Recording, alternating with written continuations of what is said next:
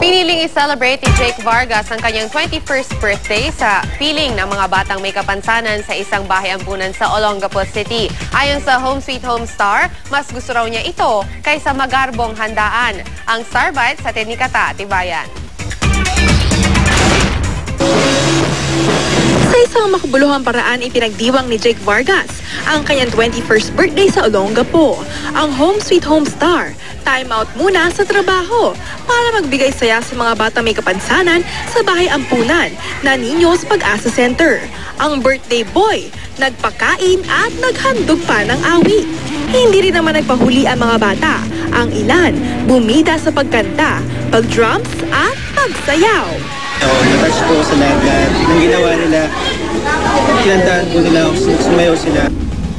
Mas pinili raw ni Jake na magpakain ng mga bata sa Olongapo kung saan siya lumaki kaysa gumastos ng malaki sa isang party. Landas ko na to. Landas ko ba? Ito ituro sa akin ni Lord paano yung ginagawa ko sa buhay. Tikom naman ang bibig ni Jake tungkol sa kanyang love life. Kahit 21 lang, sumasagi na ba sa isip niya na magpakasal? Hindi ko pa masabi.